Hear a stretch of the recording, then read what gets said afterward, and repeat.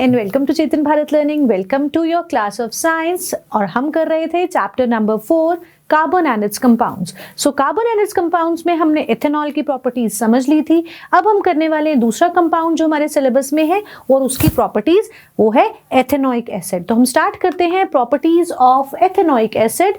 Ethanoic acid जिसको हम commonly कहते हैं acetic acid, it belongs to the group of carboxylic acids. और याद रखिए जो हम घर पे सिरका यूज करते हैं यानी कि विनेगर यूज करते हैं वो है 5 to 8% solution of acetic acid in water. ठीक जी, तो क्वेश्चन पहला जो आपका बनता है यहाँ पर, what is vinegar? Vinegar is 5 to 8% solution of acetic acid in water and it is widely used as a preservatives and in pickles। ठीक जी। अब दूसरा क्वेश्चन यहां से बनेगा, what is glacial acetic acid? तो वो क्या है उसका आंसर मिलेगा अगली लाइन में।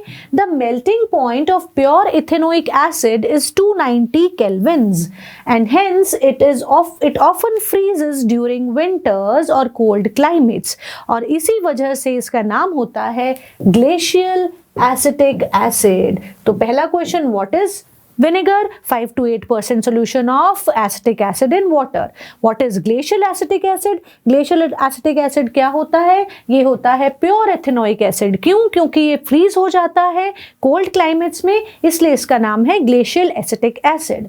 So the group of organic compounds जिनमें कार्बोक्सिलिक एसिड फंक्शनल ग्रुप लगा हुआ है, they are obviously acidic.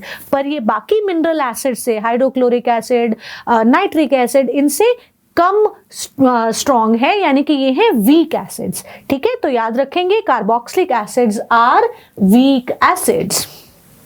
Clear?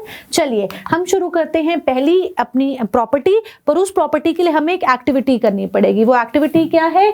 Take 1 ml ethanol, 1 ml glacial acetic acid with a few drops of sulphuric acid in a test tube. Warm the water bath, water bath को warm करेंगे और फिर आप यहाँ से टेस्ट ट्यूब है जो reaction mixture वाली, उसमें से खुशबू आती हुई देखेंगे। तो कैसी खुशबू आएगी? अब यहाँ से हमारी पहली प्रॉपर्टी बनती है एसिटिक एसिड की, जो कि बहुत ही ज्यादा इंपॉर्टेंट प्रॉपर्टी है और उस प्रॉपर्टी को कहते हैं ईस्टरिफिकेशन रिएक्शन, यानी कि यहां पर बन रहा है ईस्टर। अब ये ईस्टर क्या है? ध्यान रखेंगे जब भी एसिड अल्कोहल के साथ रिएक्ट करेगा इन the presence of sulphuric acid, ठीक है जी, सल्फ्यूरिक एसिड और इथेनोइक एसिड है, दो एसिड्स लिए हमने, सॉरी अल्कोहल्स और एसिड्स जब रिएक्ट करेंगे इन the presence of sulphuric acid, बन जाएगा एक बहुत ही फ्रूटी स्मेल वाला, अच्छी खुशबू वाला ईस्टर।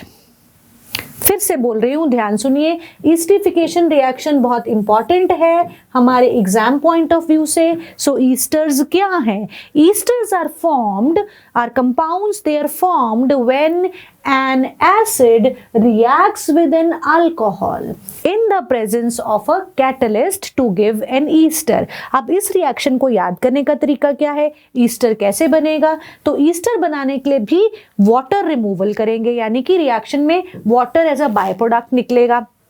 अब ध्यान आपने क्या रखना है, हमेशा एसिड को पहले रखो रिएक्शन में। एसिड को पहले रखा, CH3COO ग्रुप आया एसिड से, यानी कि इसका एक हाइड्रोजन जो था वो वाटर में निकल गया और इसका OH जो है वो पानी में निकल गया। OH और H मिलकर वाटर बना देंगे बाय प्रोडक्ट, बाकी जो बचेगा उसे हम ज्वाइन कर देंगे। ठीक है जी, तो ये बन जाता है हमारा ईस्टर। फिर से समझो, ईस्टरिफिकेशन रिएक्शन बहुत इंपॉर्टेंट है। ईस्टरिफिकेशन रिएक्शन क्या कहती है? Esters are formed when an alcohol reacts with an acid in the present, carboxylic acid और इथेनॉल जब रिएक्ट करते हैं in the presence of an catalyst, they form fruity smelling substances called as esters. और इसे बनाने के लिए हमें क्या याद रखना पड़ेगा? फॉर्मूलाज रटने की जरूरत नहीं है, एसिड को पहले रखिए, वहां से H ग्रुप H एलिमेंट निकाल लेंगे, H निकालेंगे एक एटम और OH ग्रुप निकलेगा अल्कोहल से। तो पहले एसिड, इथेनोइक एसिड का लग जाएगा पार्ट, फिर लगेगा अल्कोहल का, ये बन जाता है Easter. Esters are sweet smelling substances. They are used in making perfumes. दूसरा क्वेश्चन यहाँ से क्या बनता है? What are the uses of esters? Esters are used in making perfumes. They are used as flavoring agents. So खास चीज क्या है यहाँ पर कि जब भी एक कार्बोक्सिलिक एसिड एक अल्कोहल के साथ रिएक्ट करेगा, वाटर रिमूवल होगा और बन जाएगा ester. On treating with sodium hydroxide NaOH जो कि एक अल्कली है, बेस है, the ester is converted back to alcohol and sodium salt of carboxylic acid.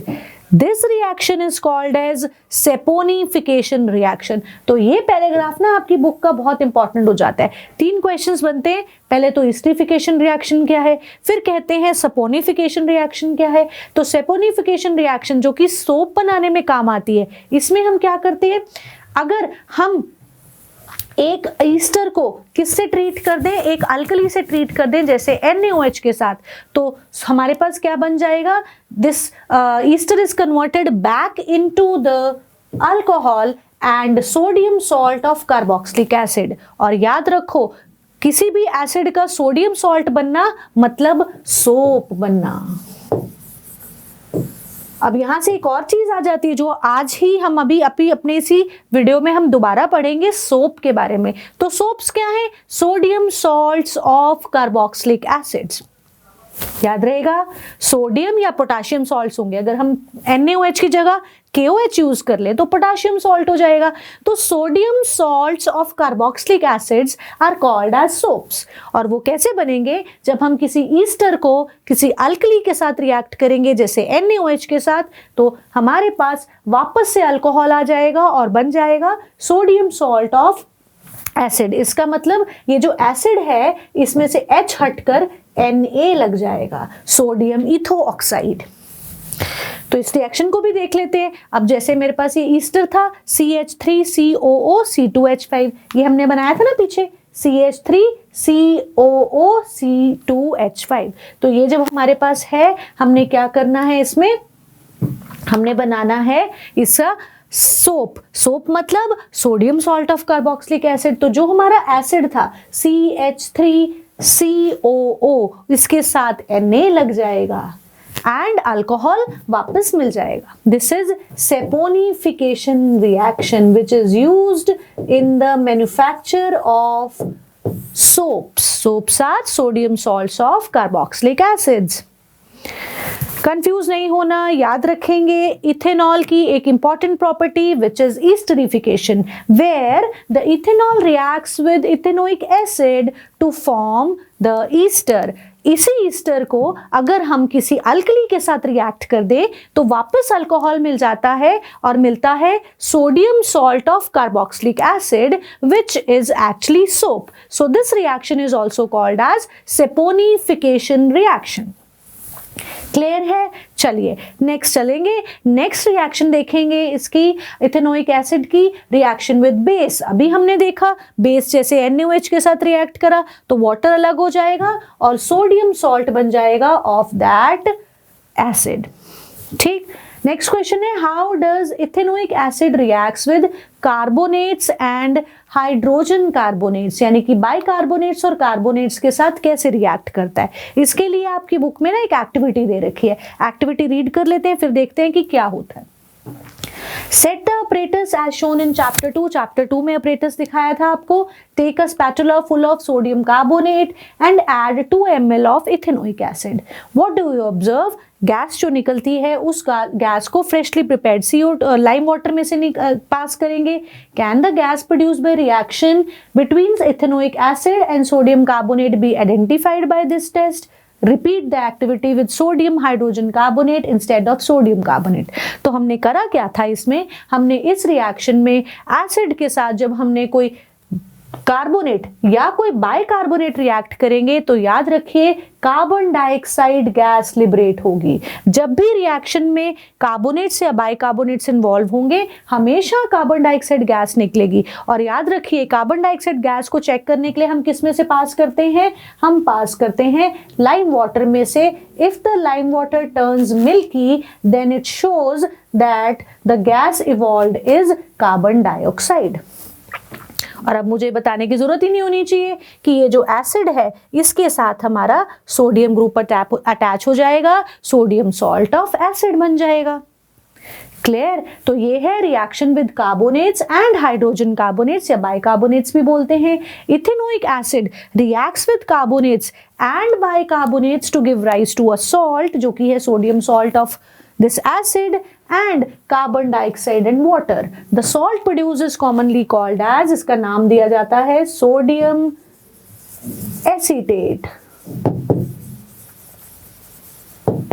फिर से सुनो इस रिएक्शन को, जब हम किसी भी एसिड को रिएक्ट करते हैं बाइकार्बोनेट्स या कार्बोनेट्स के साथ, हमेशा इवॉल्व होगी carbon dioxide gas along with water और बन जाएगा एक सॉल्ट जिसको यहाँ पर नाम दिया सोडियम एसीटेट। ठीक है जी, सोडियम एसीटेट बनता है। अब ये जो कार्बन डाइऑक्साइड गैस इवॉल्व हुई है इसे हम चेक कर सकते हैं by passing this gas through the lime water. If lime water turns milky that confirms the evolution of carbon dioxide gas. Clear? तो अब हम चलते हैं अपने नेक्स्ट उस पर क्वेश्चंस पर। How would you distinguish experimentally between an alcohol and an acid? Alcohol और एसिड की तो बहुत ही सिंपल वो है हमारे पास। हमने देखा था कि अल्कोहल्स जो हैं वो रिएक्ट करते हैं, इथेनॉल रिएक्ट करता है ब्रोमीन वाटर के साथ, हमारे पर रिएक्शन थी। तो हम इजीली जो हमारी जो हमने केमिकल प्रॉपर्टीज पढ़ी है ना, उन केमिकल प्रॉपर्टीज में से हम इनकी रिएक्शंस शो कर देंगे। जैसे कार्बोक्सिलिक एसिड अल्कोहल के साथ रिएक्ट करता है फॉर मेकिंग ईस्टर, और कोई भी एसिड जो है वो रिएक्ट करेगा कार्बोनेट या बाइकार्बोनेट के साथ to form the carbon dioxide gas. जबकि हमारे अल्कोहल्स क्या कर रहे थे? अल्कोहल्स लिबरेट कर रहे थे हाइड्रोजन गैस, जिसके लिए पॉपिंग साउंड आ रही थी। याद आया? हमने इथेनॉल की एक्टिविटीज में किया था। तो वहां पर जो है मेटल्स के साथ इनकी रिएक्शन थी, हाइड्रोक्साइड्स के साथ, वहां पर ये हाइड्रोजन गैस लिबरेट कर रहे थे। तो इनकी केमिकल रिएक्शंस में से हम एक एक डिफरेंस इनमें लिख देंगे इजीली। ठीक है? और ऑक्सीडाइजिंग एजेंट्स वो एजेंट्स जो ऑक्सीजन प्रोवाइड करते हैं for addition to the alcohol. So वहां पर हमने ऑक्सीडाइजिंग एजेंट्स की भी बात की थी। वो कौन थे हमारे? Potassium permanganate, dichromate, these are oxidising agents which provide oxygen. ठीक है? तो यहाँ पर हम ये जो है डेफिनेशंस दोनों लिख सकते हैं। फर्स्ट क्वेश्चन जो ना, हाउ वुड यू डिस्टिंग्विश, आप एक्सपेरिमेंटली डिस्टिंग्विश करने के लिए इसमें एक्सपेरिमेंटल रिएक्शंस लिखेंगे। यहाँ पर हम लिख लेंगे एसिड्स में हम लिख लेंगे कार्बन डाइऑक्साइड वाली, क्योंकि इसको हम एक्सपेरिमेंटली प्रूफ कर सकते हैं, और अल्कोहल्स में हम लिखेंगे जहां पर हमारी हाइड्रोजन गैस लिबरेट हो रही है। ठीक है जी? तो जहाँ पर हमारे मेटल्स जैसे एसिड के साथ रिएक्ट करते हैं, वैसे ही हमारे जो अल्कोहल्स हैं वो भी रिएक्ट करेंगे मेटल्स के साथ to form the hydrogen gas. ठीक है? अपने इसी चैप्टर का हम बचा हुआ हिस्सा अपने नेक्स्ट वीडियो में करेंगे। तब तक पढ़ते रहिए एंड थैंक यू।